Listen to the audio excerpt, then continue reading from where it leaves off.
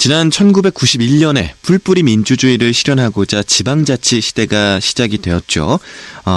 이 의회에서 제정되는 자치법규, 즉 조례 제정은 그 가치의 실현이라는 데 매우 의미가 깊은데요. 이 조례들은 해당 주민들의 삶의 질과도 매우 밀접한 관계를 가지고 있기 때문에 한국지방자치학회에서는 매년 전국의 최고 우수 조례를 선정합니다. 그런데요, 이 광주광역시 물순환 기본조례 그리고 제주의 해녀보존조례가 2017년에 최우수 조례로 선정돼 내일 모레 수상을 앞두고 있는데요. 이 최우수 조례가 어떤 내용인지 한국지방자치학회 우수조례 심사위원장 신윤창 강원대학 교수를 전화로 연결해 보겠습니다. 교수님 안녕하십니까? 네, 안녕하십니까? 신윤창입니다. 네, 반갑습니다. 먼저 이 한국지방자치학회 소개 좀 부탁드리겠습니다. 네, 한국지방자치학회는 국가 운영의 축인 중앙정부, 지방정부, 그러니까 지방의 이익과 같이 지방이 어떻게 잘 살 수 있겠느냐 하는 그 이론적 논거를 갖다가 제공해주는 그 학문의 공동체입니다. 그래서 한국에서는 행정학이나 지방자치학 이런 쪽에서는 가장 회원수도 많고 또 가장 또 많은 학자들이 참여하는 그런 어떤 그 학회라고 생각이 듭니다. 네, 지방이 잘 살 수 있는 그 이론적 논거를 마련해주는 학문적 공동체라고 보면 되겠죠? 네, 맞습니다. 네. 올해도 이 전국 지방의회에서 발의된 조례를 놓고 심사를 하셨을 텐데 심사 네. 대상이 된 2017년에 전국 조례가 몇 건이나 됩니까? 네, 저희가 이번에 이제 심사 조례로 들어온 어떤 조례가 45건 정도 됩니다. 이것은 작년에 비해서 한 20여 건이 더 늘어난 그런 어떤 괄목할 만한 그런 어떤 그 조례 제정이라고 이제 생각이 듭니다. 네. 그만큼 그 마을 자치, 이제 동네 자치 이런 쪽에 관심이 많다는 반증이기도 하죠. 네, 그렇군요. 그 가운데 우리 광주광역시의 물순환 조례 그리고 제주의 해녀 보존 조례가 우수 조례로 선정이 됐잖아요. 네. 일단 심사 기준이 좀 궁금한데요. 어떤가요? 심사 네. 기준이? 네.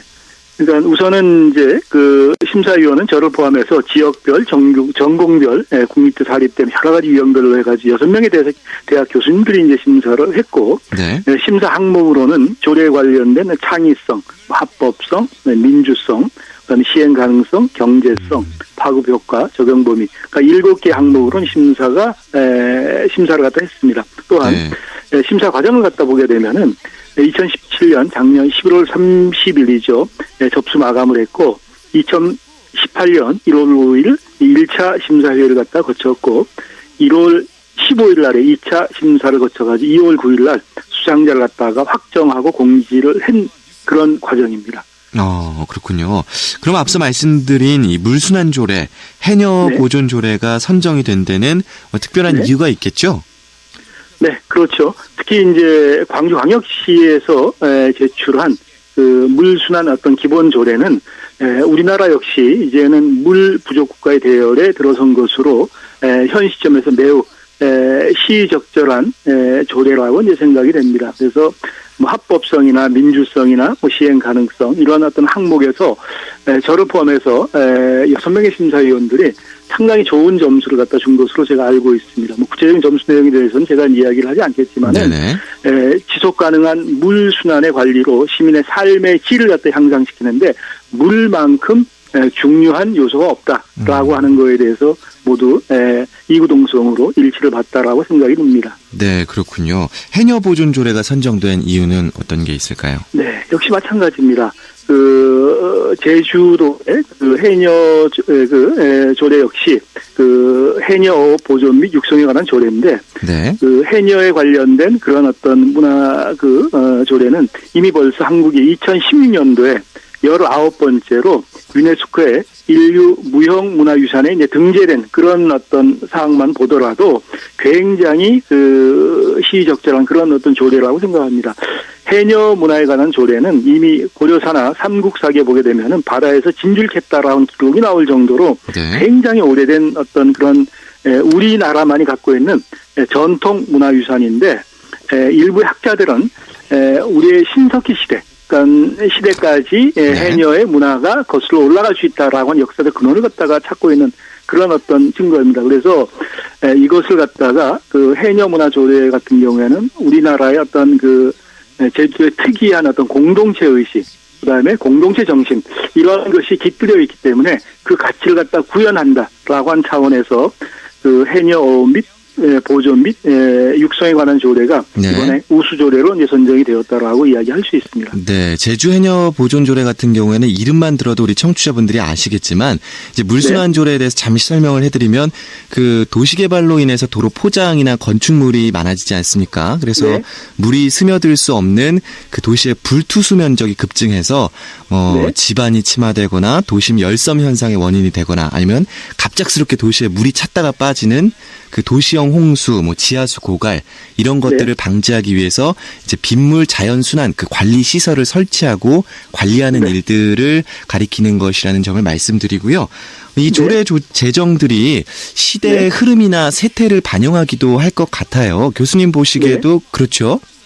네, 그렇죠. 아무래도 조례 제정의 어떤 초기 단계에서는 그 뭐 독재 반독재, 민주 반민주 이런 구도일 때는 어떤 민주화라든가 뭐 독재 이런 쪽의 조례에 대한 관심이 많았는데 이제는 우리나라 역시 민주주의가 어느 정도 뿌리를 내렸다라고 생각하기 때문에 생활 밀착형 이슈, 그러니까 동네 자치, 마을 자치를 갖다가 이제 구현시키기 위한 근린 자치에 대한 관심으로 자연스럽게 옮아왔다라고 생각이 됩니다. 네. 그래서 이번 조례 심사에서 특이한 점이라고 하는 것은 동물 학대를 갖다 보호하자라고 하는 그런 차원의 조례가 있었고 또한 같은 맥락에서 최근에 들어와서는 반려동물에 대한 관심이 상당히 큽니다. 네. 우리나라의 2015년 기준 반려동물의 보유 가구 수가 457만 가구, 네. 그러니까 전체 가구 수의 21.8%. 다시 말해서 5가구 중에 한 가구가 반려동물을 갖다가 키우는 이런 이제 상황으로는 변해졌기 때문에 네. 여기에 대한 관심이 동물보호조례로는 이어졌고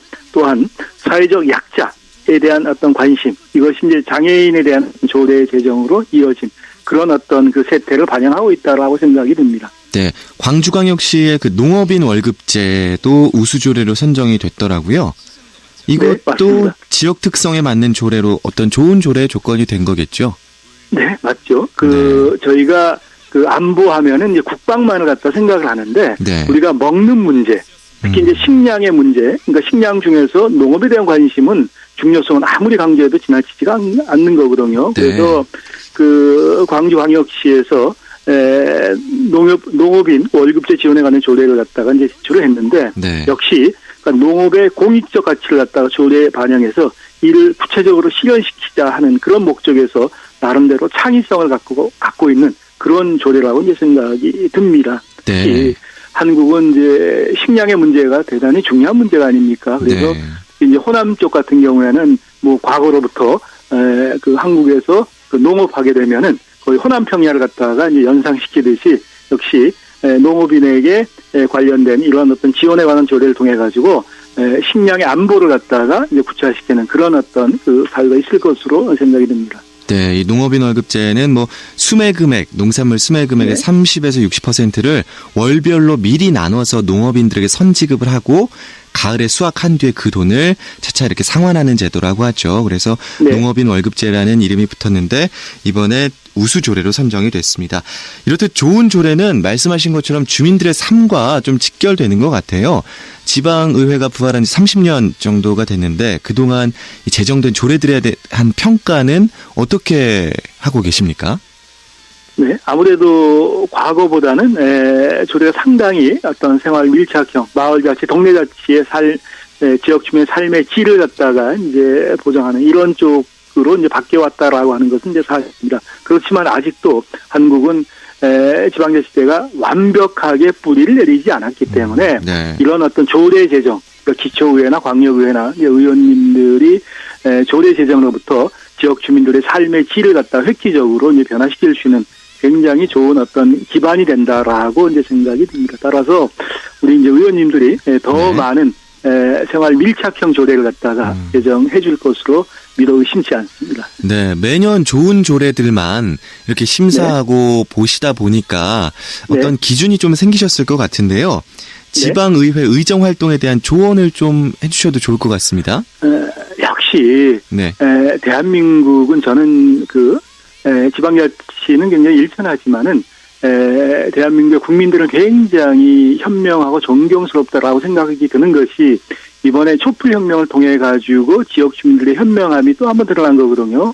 네. 그러니까 기초의회나 광역의회 의원님들 역시 그런 현명한 국민들보다 한 발 더 뛰면서 희생과 헌신과 봉사를 갖기 위해서는 자기 분야에 대한 전문성을 갖다 가져야 된다라고 생각이 듭니다. 네. 그러려면은 그 학술 공동체, 학문 공동체, 스터디 그룹 이런 것을 만들면서 끊임없이 지역에 대해서 문제 의식을 갖고 토론하고 또 스터디하면서 자기 분야에 대한 어떤 트레이드 마크를 갖다가 만들어 나가야 되지 않을까 싶은 생각이 듭니다. 역시 지역 주민들의 공부하는 자세, 그 학습하는 자세가 굉장히 중요하다라고 생각이 듭니다. 네, 이제까지는 사실 청취자 여러분들께서 좀 이제 지방의회가 어떤 일이 있을 때 해외 연수 시찰을 가고 또 선진지 견학을 다니고 네. 이러면서 국민들의 마음을 좀 어렵게 한 부분에 대해서 실효성이나 그 조직 비대화에 네. 대해서 의문이 좀 있었는데 앞으로 네. 계속해서 우리 주민들의 삶을 향상시키는 조례를 만들어주기를 기대해 보겠습니다. 네.